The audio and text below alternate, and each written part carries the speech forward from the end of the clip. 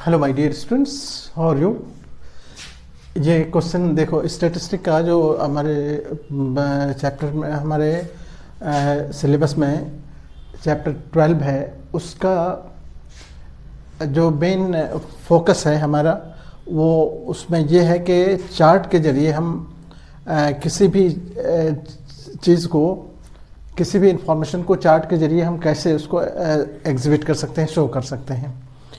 और उसी से कंसर्निंग ये क्वेश्चन है कि आपको एक चार्ट दे रखा है और इस चार्ट को ऑब्जर्व करके आपको बताना है कि अब बताओ, इसमें चार्ट आप ऑब्जर्व करो और इसमें कितने सारे के क्वेश्चन आपसे पूछा जा सकता है। आप चार्ट को अगर गौर से देखो तो ये मंथ दे रखा है, जनवरी, फरवरी, मार्च, अप्रैल, मई, जून, जुलाई। किसी क्लास में 40 बच्चों का सर्वे किया गया, देखा गया कि जनवरी में कितने बच्चे का बर्थडे है, फरवरी में कितने का, मार्च में कितने का, इसमें है। इस तरह से 12 महीने का ये दे रखा है बार, और ये पूछ रहा है, आपको ऑब्जर्व करना है इसमें कि किस महीने में कितने बच्चे पैदा हुए, कि सबसे कम किस महीने में पैदा हुआ, सबसे ज़्यादा किस महीने में पैदा हुआ, किस महीने में ज़्यादा से ज़्यादा बच्चे पैदा हुए। ये सारा इन्फॉर्मेशन आप इसमें आप कर सकते, ऑब्जर्व कर सकते हो। और क्वेश्चन भी इसी से रिलेटेड है। क्वेश्चन ये कह रहा है कि इस ग्राफ को आप, इस चार्ट को आप ऑब्जर्व करो, पढ़ो, समझो और बताओ कि इसमें क्वेश्चन दे रखा है, 1-2 क्वेश्चन दे रखा है। ये तो एग्जांपल के लिए इसमें कितने सारे क्वेश्चन बन सकते हैं। अब जैसे एक क्वेश्चन पहला दे रखा है कि how many students were born in November. एक एग्जाम्पल के तौर पर देखो, ये पहला क्वेश्चन ये है कि नवंबर में कितने बच्चे पैदा हुए, ये आप कैसे। तो अब देखो यहाँ पर मंथ ये दे रखा, फ्रीक्वेंसी दे रखा कि 1 बच्चा, 2 बच्चे, 3 बच्चे, 4 बच्चे, इस तरह से मतलब कि बच्चों का नंबर है ये। तो अब से पूछ रहा है कि नवंबर में कितने बच्चे। तो नवंबर, पहले आप नवंबर के इसमें जाओ और नवंबर का देखो कि ये बार चार्ट कितना ऊपर गया है। तो बार चार्ट यहाँ से देखो, ये नंबर से 1, 2, 3, 4, 5, तो ये चार वाला लाइन जो है इस पर, इसको टच कर रहा है नवंबर। तो इसका मतलब हो गया कि ये चार नवंबर में कितने बच्चे। क्वेश्चन ये है कि how many students were born in November. तो आप कह सकते हो कि नवंबर में कितने बच्चे जन्म पैदा हुए हैं, 4 बच्चे। ये नंबर ऑफ चाइल्ड दिखा रहा है। तो नवंबर में कितने बच्चे हैं, 4 बच्चे। ठीक है। उसी तरह दूसरा एक क्वेश्चन है कि मैक्सिमम बच्चे किस मंथ में पैदा हुए। तो मैक्सिमम मंथ के लिए अब देखो यहाँ पर इसमें देखो कि एक तो मार्च में सबसे ज़्यादा बच्चे हैं और एक अगस्त में सबसे ज़्यादा बच्चे हैं। ये दोनों आपस में, ये दोनों बराबर ही हैं। तो इसीलिए इसमें, इस मंथ में भी 5 बच्चे पैदा हुए और ये इसमें भी 5 बच्चे। तो मैक्सिमम बच्चे किस मंथ में पैदा हुए। तो आप कहोगे कि एक तो मार्च में पैदा हुए हैं, ये क्या है, मई में, और एक दिस इज़ द अगस्त। ये 2 महीने हैं जिसमें बच्चे मैक्सिमम पैदा हुए हैं। ठीक है। तो इसी तरह आप और भी क्वेश्चन पूछे जा सकते हैं, किस मंथ में, कौन से मंथ में बच्चे करीब एक जैसा पैदा हुए। जैसे देखो अब ये नवंबर में, ये है देखो अक्टूबर, नवंबर, दिसंबर, तीनों में करीब इक्वल है नंबर बच्चों का। यानी 4 बच्चे हर इसमें भी हैं, 4 बच्चे इसमें भी, 4 बच्चे इसमें भी हैं। ये तो यहाँ पहला पार्ट में तो ये देखा है कि नवंबर में कितने हैं। अगर आपसे पूछा जाए कि किन 3 महीने में बच्चे, किन महीनों में बच्चे बराबर हैं, तो आप कहोगे नवंबर, ये सितंबर, कितना, अक्टूबर, नवंबर, दिसंबर में। ये चूँकि ये सितंबर है, सितंबर में 4 से कम है, ये 4 से कम होगा। तो इस तरह से आप चार्ट देख के आप डिफरेंट क्वेश्चन के आंसर कर सकते हो। इस पर मल्टीपल चॉइस के क्वेश्चन भी हो सकते हैं और 1-2 क्वेश्चन भी हो सकते हैं। मल्टीपल चॉइस में भी कई तरह से क्वेश्चन हो सकते हैं। एमसीक्यू का क्वेश्चन इससे निकाल सकते हैं बहुत सारे। तो आप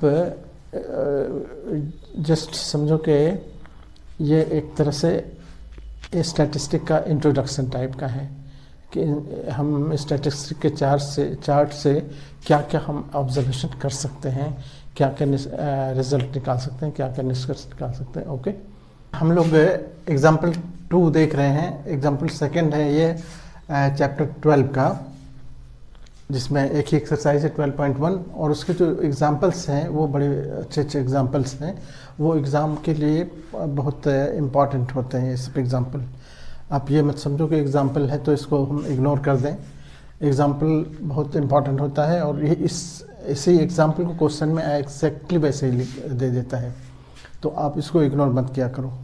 इसमें एग्ज़ाम्पल में है, ये सेकंड एग्ज़ाम्पल है, इसमें एक फैमिली का एक्सपेंसेस दिखाया गया है।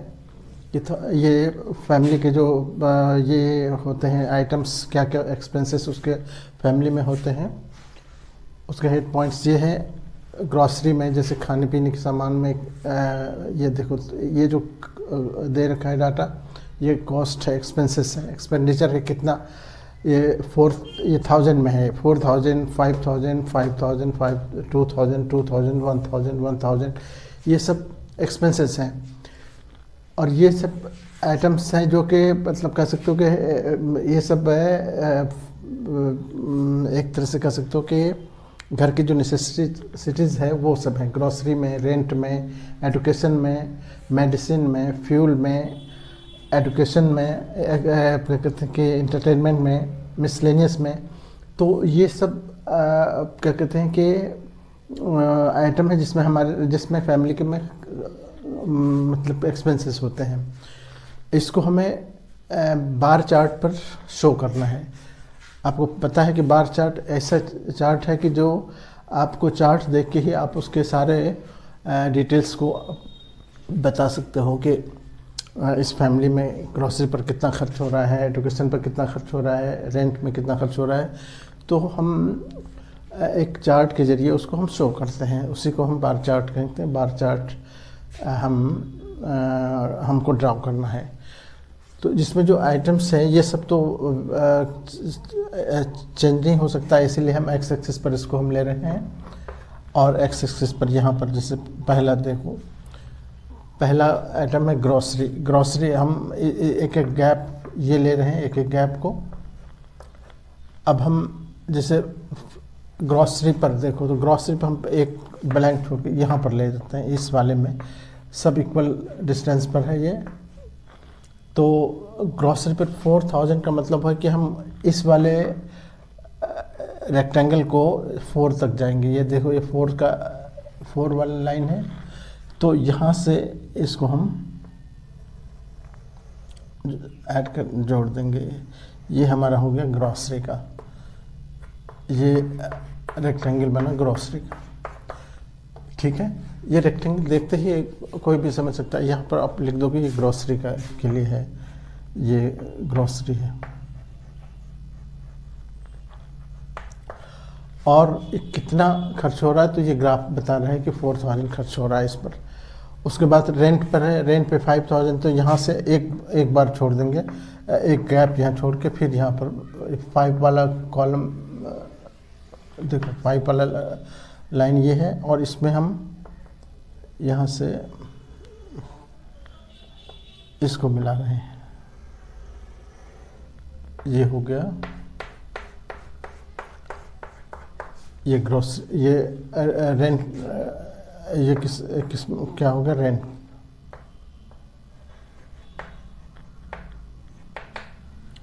फिर एक गैप छोड़ के फिर 5000, फिर दोबारा 5000 है, तो फिर हम 5000 को यहाँ से ले रहे हैं, इससे मिलाएंगे ये 5000। तो यहाँ पर अब ये इसमें यहाँ पर लिख दो आप, ये क्या क्या है, रेंट है। रेंट हो गया 5000, एजुकेशन भी 5000, ये एजुकेशन का है, एजुकेशन। उसके बाद मेडिसिन में 2000 वाले लाइन में देखो, ये 2000 का लाइन है, इसमें मेडिसिन में एक गैप छोड़ के यहाँ से मैं 2000 तक जाएंगे, इसको इस रेक्टेंगल को 2000 तक, ये हमारा हो गया। उसके बाद फ्यूल में 2000, फ्यूल में भी 2000 है तो ये भी इतना ही रहेगा यहाँ से, दिस इज 2000, ओके। उसके बाद है एंटरटेनमेंट पे 1000 का मतलब हुआ कि ये वाला लाइन हुआ, यहाँ पर गैप छोड़ के फिर हम ये इस तरह से ये, ठीक है। और उसके बाद है मिसलेनियस पर इतना, मिसलेनियस पर कितना है, ये एक 1000, तो ये भी 1000 यहाँ पर मिसलेनियस पर। तो ये हो गया मिसलेनियस,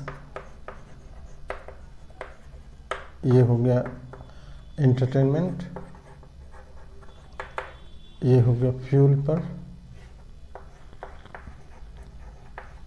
ये हो गया मेडिसिन पर। इस तरह से हम ये बार चार्ट तैयार करेंगे और ये कंप्लीट इंफॉर्मेशन हमको इस पूरे एक्सपेंसेस के बारे में, फैमिली पर जो फैमिली का जो मंथली एक्सपेंसेस है वो पूरा हम बार चार्ट के ज़रिए हम शो कर सकते हैं, दिखा सकते हैं कि अब ये इस बार चार्ट का इम्पोर्टेंस ये है कि इसको देख के हम बता सकते हैं कि इस फैमिली में मेडिसिन पर कितना खर्चा हो रहा है, एजुकेशन पर कितना खर्चा हो रहा है, एंटरटेनमेंट पर कितना खर्चा हो रहा है। तो ये सारा कुछ हमको एग्जिबिट करता है तो ये है इसका बार चार्ट। और यही हमारा क्वेश्चन, ये क्वेश्चन नंबर एग्जाम्पल नंबर 3 है 12.1 का। ये क्वेश्चन स्टूडेंट्स का मार्क्स है। एक टीचर ने अपना क्लास के बच्चों का जो मार्क्स को क्लास इंटरवल में इस तरह से अरेंज किया है और इसका फ्रीक्वेंसी पॉलीगन बनाना चाहती है। अब अगर वो डायरेक्ट इसको लेके अगर ये करेगी मतलब कि डायरेक्ट ये फ्रीक्वेंसी लेगी तो उससे जो फ्रीक्वेंसी पॉलीगन बनेगा वो गलत बनेगा, क्योंकि इसमें विड्थ जो है वेरी कर रहा है। एक जगह यहाँ देखो 20 है, इसका विड्थ 0 से 20 है, यहाँ पर 70 से 100 के बीच में भी 30 है, तो बीच में तो सेम है लेकिन ऊपर भी फ्रीक्वेंसी ये अलग है विड्थ, नीचे भी विड्थ अलग है। और ये जो फ्रीक्वेंसी का जो रेक्टेंगल का एरिया होता है वो फ्रीक्वेंसी के प्रोपोर्शनल होता है। इसीलिए अगर ये डायरेक्ट इससे बनाए तो वो गलत हो जाएगा फ्रीक्वेंसी मतलब हिस्टोग्राम, और वो फ्रीक्वेंसी पॉलीगन गलत होगा। इसलिए हम उसको क्या करना पड़ेगा, पहले तो इसका विड्थ देखेंगे, रेक्टेंगल का विड्थ तो ये होगा, और लेंथ के लिए हमको फिर यही अप्लाई करना होगा कि फ्रीक्वेंसी अपॉन विड्थ इनटू जो इसका मिनिमम ये है, मिनिमम 10 है तो 10 से मल्टीप्लाई करते जाएंगे सबका। तो इस तरह से हमने ये एक लेंथ का कॉलम बनाया। अब ये प्लॉट करेंगे, अब इससे हम जो पॉलीगन बनाएंगे, हिस्टोग्राम बनाएंगे वो करेक्ट होगा। तो अब हम इसको देखो, यहाँ देखो 0 से 20 के बीच में ये आया है 7, तो अब 7 के इसको यहाँ पर देखो ये 7 वाला लाइन है, इसको 0 से 20 के बीच में ये 7 हो गया।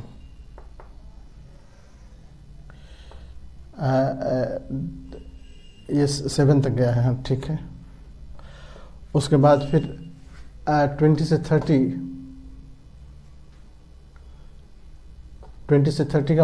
का है 10, तो 20 से 30 के बीच 10 का मतलब ये लाइन हुआ।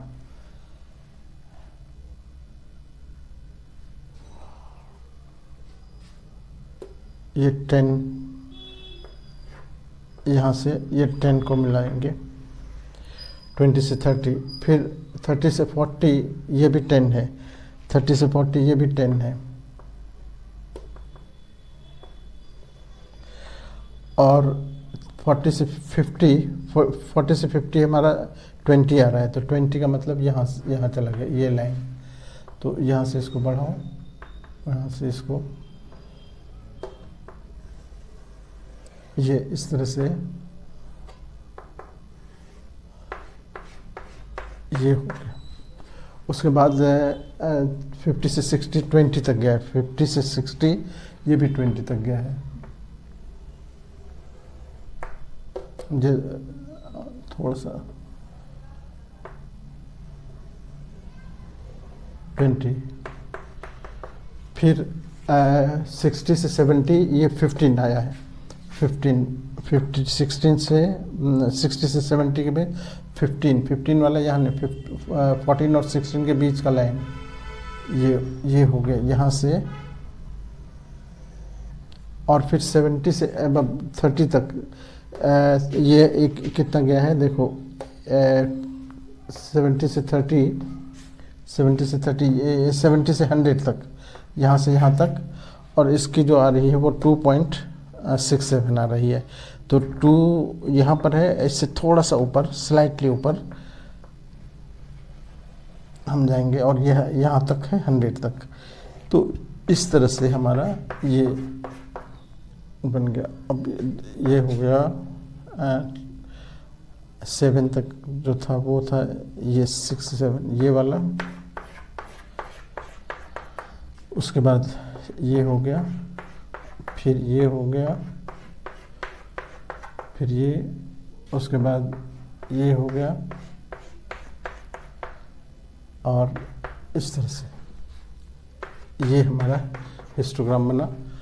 अब इस हिस्टोग्राम को अब इसमें अब किसी तरह का प्रॉब्लम नहीं है। अब ये हमारा हिस्टोग्राम करेक्ट इन्फॉर्मेशन देगा इसके मार्क्स का, ठीक है। तो हमको सिर्फ हिस्टोग्राम बनाना था, ये हिस्टोग्राम बन गया वो, ओके। तो जब भी ये क्लास इंटरवल वेरी करे तो आप हमेशा याद रखो कि पहले हम इसका विड्थ निकाल लेंगे और लेंथ निकाल लेंगे। विड्थ तो इसका जो विड्थ दे रखा है वो लिखेंगे, और लेंथ के लिए frequency upon width, frequency upon width ये करते जाएंगे। तो इस तरह से हमारा ये लेंथ निकल जाएगा, ठीक है। तो ये हमारा क्वेश्चन नंबर 3 था, ओके। देखो ये एग्जाम्पल नंबर 4 है 12.1 का, और इसमें आपसे कहा जा रहा है कि ड्रॉ ए फ्रीक्वेंसी पॉलीगन।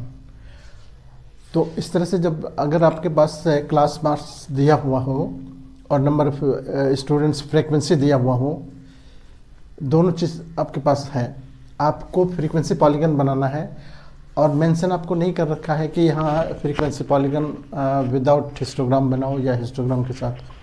तो आप क्या करोगे, सिंपली आप देखो कि जब हमारे पास क्लास इंटरवल दिया हुआ है, फ्रीक्वेंसी दिया हुआ है, तो सबसे बस हम अगर ये मेंशन नहीं किया कि विदाउट हिस्टोग्राम, तो आप इसको हिस्टोग्राम तैयार कर लो, और हिस्टोग्राम के मिड पॉइंट्स को मिला के हम उसका पॉलीगन बना लेंगे।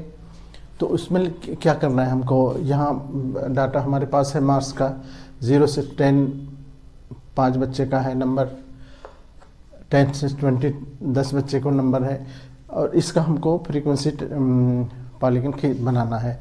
तो हम क्या करेंगे, पहले ये क्लास इंटरवल को ले लेंगे एक्स एक्सिस पर, ये एक्स एक्सिस है हमारा, ये क्या कहते हैं कि मार्क्स हो गए इधर मार्क्स, और ये हो गया इन फ्रीक्वेंसी, कितने बच्चे को कितना मार्क्स आया है वो फ्रीक्वेंसी हो गया इस वाई एक्सिस पर। और ये इंटरवल को हमने 10 का गैप किया है ऊपर, यहाँ चूँकि फ्रीक्वेंसी मैक्सिमम 10 तक गई है, इसीलिए हम 10 तक गए हैं, 1 2 3 4 5 एंड सो ऑन, ठीक है।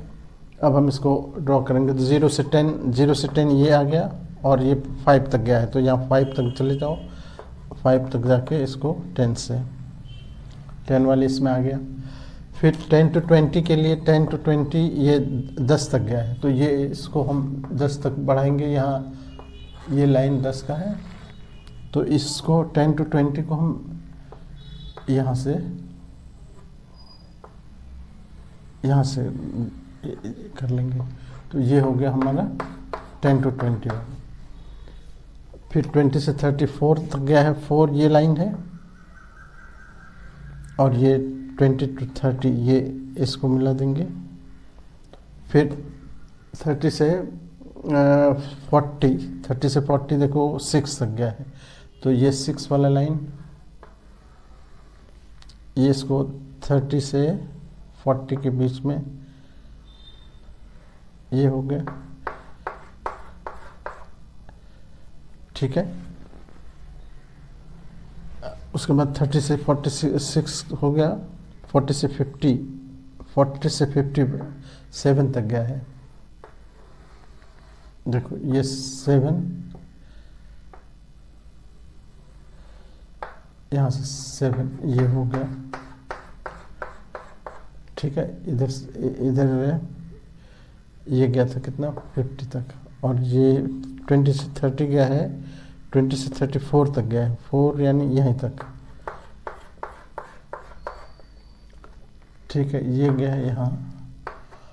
अब उसके बाद है 50 से 60 गया है कितना, 3 का मतलब ये लाइन हुआ, और ये 50 से 60 ये हो गया। थोड़ा सा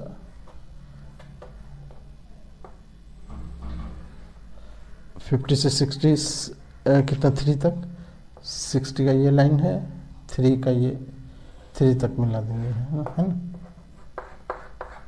इस तरह से। उसके बाद 60 से 70 या 2 तक, ये 2 वाला लाइन। 70 से 80 भी 2 है, 70 से 80 ये भी 2 है, और 50 से 80 से 90 है 3, 80 से 93 तक, ये 3 वाला लाइन है, 3 से इसको मिला दो, ओके। 90 से 100 के बीच 90 से 100 ये है, और ये 9 तक गया है। 9 का मतलब हो गया यहाँ पर 8, 9, और ये 90 वाले को यहाँ तक, इस तरह से ये हमारा सारे रेक्टेंगल तैयार हो गए। अब इस रेक्टेंगल के देखो ये 10 to 20 है, 10 to 20 कितना है, 10 to 20 10 है यहाँ तक। अब हम क्या करेंगे, ये हिस्टोग्राम तो बन गया। अब इसका पॉलीगन खींचने के लिए हम क्या करेंगे, इसके सबके मिड पॉइंट देखो, ये बीच वाला मिड पॉइंट हुआ, ये मिड पॉइंट है इसका, ये मिड पॉइंट हुआ, इसका मिड पॉइंट, इसका मिड पॉइंट, इसका मिड पॉइंट, इसका मिड पॉइंट, इसका मिड पॉइंट, इसका मिड पॉइंट, इसका मिड पॉइंट, सबके मिड पॉइंट को मिला लेंगे। और यहाँ देखो ये वैसे यहाँ से इसको स्केल से इसको मिला रहे हैं, इसको स्केल से मिलाना होगा, इसको स्केल बिठा के इसको खींचो, यहाँ से इसको मिलाना है, यहाँ से इसको मिलाना है, यहाँ से इसको, यहाँ से फिर यहाँ से इसको, फिर यहाँ से इसको, फिर इसको, फिर यहाँ से इसको, इस तरह से। और इनिशियल पॉइंट देखो जहाँ से हमारा ये 0 से 10 है, तो इधर 0 से -10 हो गया, और इससे इस लाइन को हम खींचेंगे जो कि 0 फ्रीक्वेंसी से होकर जाएगा इससे, और इधर भी यहाँ से इसको खींचेंगे, और ये यहाँ से होकर पास करेगा।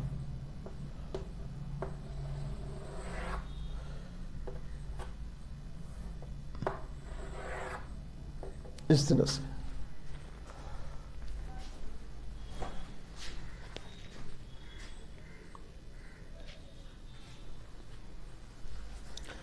तो ये हमारा पॉलीगन हो गया। अब इस पॉलीगन का नाम यहाँ से ये 0 फ्रीक्वेंसी को यहाँ कट किया, ए यहाँ दे दो, B C D E F G H I J K. तो इस तरह से पॉलीगन हो गया हमारा। पॉलीगन क्या हो गया,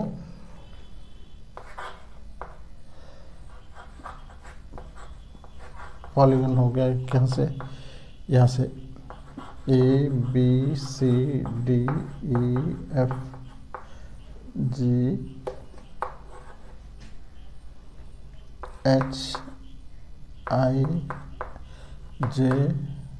के, ये पॉलीगन हो गया। ठीक है, तो इस तरह से आप कंप्लीट करोगे इसको। ये देखो एक्सरसाइज 12.1 में कुछ क्वेश्चंस अब जो एग्जाम्पल में दिए हुए हैं, यानी चैप्टर 12 का जो एग्जाम्पल है वो उसके क्वेश्चन है। ये एग्जाम्पल नंबर 5 बहुत इम्पॉर्टेंट क्वेश्चन है। ये इम्पॉर्टेंट इन द सेंस कि इसमें आपको न तो बार ग्राफ खींचना है, न तो हिस्टोग्राम बनाना है। आपको सिर्फ फ्रीक्वेंसी पॉलीगन खींच के आपको बताना है कि ये इस टेबल को जो एक्सपेंसेस दे रखा है, वीकली एक्सपेंसेस है किसी टाउन का, और weekly cost of living index दे रखा है 140 से 160, 150, 150 से 160, और ये नंबर ऑफ वीक्स दे रखा है, फ्रीक्वेंसी दे रखा है। तो आप जानते हो कि जब हम पॉलीगन की बात करेंगे, फ्रीक्वेंसी पॉलीगन की, तो फ्रीक्वेंसी तो हमारे पास है, लेकिन इस जो क्लास इंटरवल है, इस क्लास इंटरवल को हम पहले कन्वर्ट कर लेंगे, इसको इसका क्लास मार्क्स निकाल लेंगे, मिड पॉइंट जिसको कहते हैं, और वो मिड पॉइंट से फ्रीक्वेंसी के साथ तब हम ग्राफ खींचेंगे। मिड पॉइंट का पॉइंट लेंगे और फ्रीक्वेंसी का पॉइंट लेंगे। इस तरह से पहला पॉइंट हमारा हो गया, जैसे इसका मिड पॉइंट देखो 145, lower limit upper limit add करके 2 से डिवाइड कर देते हैं, तो मिड पॉइंट हो गया वो, जिसको हम क्लास मार्क्स भी कहते हैं। तो क्लास मार्क्स सबका हम बना लेंगे, एक बनाओगे उससे तुमको पता चल जाएगा। 140 प्लस 50 ऐड करेंगे और उसको 2 से डिवाइड करेंगे तो आता है 145, यानी 40 में 5 ऐड करते जाएंगे तो फिर आ जाएगा, या 45 में 5 ऐड किए, 50 में 5 ऐड किए, 60 में 5 ऐड किए, इस तरह से फट से टेबल बन जाएगा आपका क्लास मार्क्स। अब ये क्लास एक पॉइंट लेंगे क्लास मार्क्स का, एक पॉइंट लेंगे फ्रीक्वेंसी का। ये एक पहला पॉइंट हुआ, ये दूसरा पॉइंट हुआ, ये तीसरा पॉइंट हुआ, चौथा पॉइंट हुआ, पांचवा पॉइंट हुआ, छठा पॉइंट हुआ। इस तरह से हमको सारे पॉइंट्स को प्लॉट करना है। तो पहला पॉइंट देखो यहाँ हमारा है 145। हम यहाँ पर ग्राफ जो खींचेंगे, चूँकि हमको देखो ये 145 से शुरू हो रहा है, तो हम 0 यहाँ पर डाल रहे हैं, तो इसका मतलब बीच में गैप करेंगे तभी जाके, तो इससे यहाँ पर हमने एक क्रॉस लगा दिया है, यानी हम ये ग्राफ को यहाँ कट करके 135 से शुरू कर रहे हैं, और 135, 145, 155 इस तरह से हमने इसको इंडिकेट किया है। अब यहाँ पर देखो 145 से शुरू हुआ, लेकिन चूँकि डाटा जो है 130, देखो यहाँ इससे पहले वाला पॉइंट को लेना ज़रूरी है कि इससे प्रीवियस पॉइंट क्या होगा, तो 135 होगा वो यहाँ पर। और इसके लास्ट में भी देखो, लास्ट जहाँ हो रहा है देखो कहाँ 195, तो उसका अगला पॉइंट होगा 205, वो पॉइंट भी हमको लेना पड़ेगा पॉलीगन के लिए। तो पहला पॉइंट हमारा ये हो गया, 145 को 5 तक जाएंगे, 145 यहाँ है, इसको 5 तक जाएंगे, यानी देखो 4 और 6 के बीच 5 आएगा यहाँ पर। ये हमने फ्रीक्वेंसी लिया है 2, 4, 6, 8, 10, 20 तक है, तो ये 2 का गैप है, तो यहाँ देखो यहाँ पर इसके बीच में 5 इसके बीच में आएगा, तो 145 जो है वो 5 तक गया है, तो 145 वाला को यहाँ पर एक पॉइंट हो गया। 155 देखो ये 155 कहाँ तक गया है, 10 तक, तो हमको 10 कहाँ है, देखो 12, ये 10 है, तो यहाँ से 155 वाले को ले चलेंगे, यहाँ पर जो कट, ये हमारा पॉइंट हो गया। उसके बाद है 165, ये 20 तक गया है, 165 और ये 20 देखो यहाँ पर है, 165 को हम आगे बढ़ाएंगे, यहाँ 20 यहाँ पर हो गया हमारा, ठीक है। उसके बाद है 175, ये 9 तक गया है, 175 9 तक का मतलब हुआ 8 और 10 इसके बीच में, 8 और 10 के बीच में 9 आएगा, तो ये यहाँ से हम ले जाएंगे तो इसको यहाँ पर मिल रहा है, ठीक है। उसके बाद है 185 6 तक, 185 और 6 वाला हमारा लाइन ये है, और ये 185, ये 185 यहाँ से तो यहाँ पर क्रॉस हुआ। उसके बाद 195 जो है वो 2 तक है, तो 2 को हम 2 वाले लाइन से इसको, ये हो गया। अब इनिशियल पॉइंट हमको यहाँ पर लेना होगा, यहाँ पर देखो, यहाँ से हम शुरू करेंगे, 135 से शुरू करेंगे इसको, यहाँ से, फिर यहाँ से मिलाएंगे इसको, फिर यहाँ से अगला पॉइंट ये, फिर इससे मिलाएंगे इसको, फिर इससे इसको, फिर यहाँ से इसको, फिर यहाँ से इसको। अब हमारा ये पहला पॉइंट हमारा ए यहाँ से होगा, B C D E F G H, यानी हमारा पॉलीगन जो हो गया वो फ्रीक्वेंसी पॉलीगन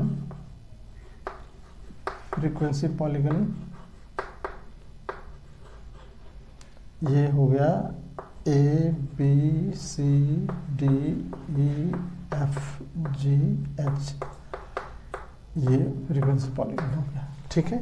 तो इस तरह से आप इसको कंप्लीट करोगे, ओके। इस तरह के बहुत सारे क्वेश्चन मिलेंगे आपको प्लेलिस्ट में, आप चैनल सब्सक्राइब करोगे तो प्लेलिस्ट तुम्हारे सामने आएगा, ओके। Thank you.